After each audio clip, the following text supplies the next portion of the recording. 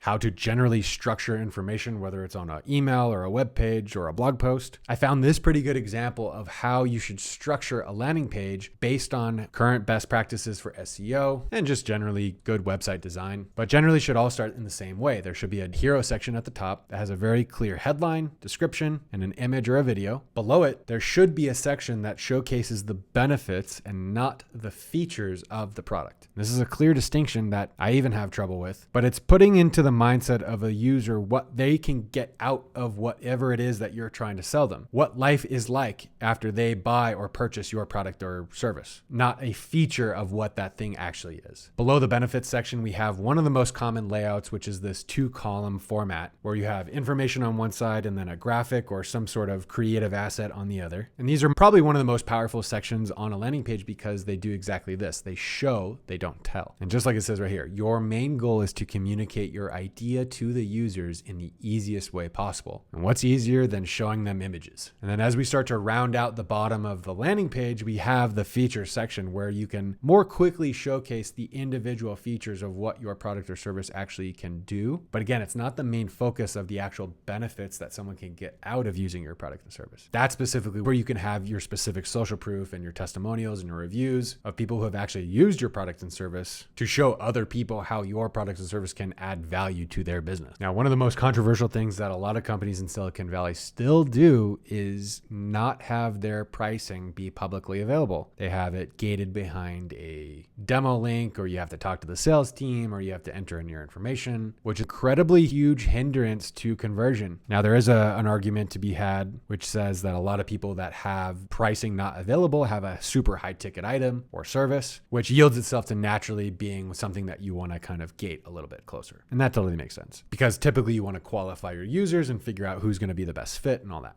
But having a clear pricing structure up front creates the air of transparency around your company, which as we continue to move forward within this market of consumers being more adept in understanding what it is that they're using and they're buying, the lack of transparency in some of these platforms is really going to come back to bite them. And then under the final pricing structure, we have a call to action, which you should have throughout the entire site. But it's really important to have a final clear call to action at the bottom of the page. So as users are scrolling through the website, they will eventually a point in the website where they are told or asked to take an action. And of course, we can't forget the footer because that's where all the links are. Most of the time, I'll actually use the footer in more depth than the header menu because I'm really trying to focus on the header menu be the actions that people are trying to take most often. Again, as a website designer and developer, we're trying to ensure that our users can get to what they want to have happen as quickly as possible with the least amount of clicks. And so if someone eventually just scrolls to the bottom and then they're trying to find something, I'd much rather have them be able to just click the option right then and there in the footer rather than having to scroll up back to the top or go to the header menu or wherever it may be. And when it comes to these website landing pages, most of the time the design is the exact same. And you can use this example basically as a version of what we just went through. The difference here being that this is a landing page that you want to send direct traffic to. And that direct traffic can come from paid ads, it could come from some other campaign or an email, but rather than sending users to your homepage, which has a horizontal or unilateral form of navigation, users can click on anything at any time. This more specific landing page framework is structured in an extremely specific way to get users to go through the page, read certain things at certain times that then allow them to convert eventually at some point throughout the page. And we can see that this one definitely features a lot more call to actions than the other page, but you can see a lot of the same aspects where it showcases the problems, the solutions, and the benefits of the product or service, and plenty of call to actions to get people to take the next steps. So when you're building a page like this, I always recommend to try to wireframe or mock up something as quickly as possible. A wireframe is a low fidelity skeletal blueprint of a web page or an app that focuses on the structure, layout, and placement of the content and elements. Whereas a mockup is a high fidelity visual representation of a web page or an app that includes detailed design elements, color schemes, typography, and imagery. So now that I have this cleared up for myself, I'm using wireframes as the quick and dirty example of what I want to get across to my devs. And then mockups are something that I can work more closely with our designer after the wireframe is already created, because then they have something to work off of. So a wireframe could be back of napkin math kind of, and then a mockup could be something that's in Figma or any of these platforms that allow you to actually mock up what something might actually look like.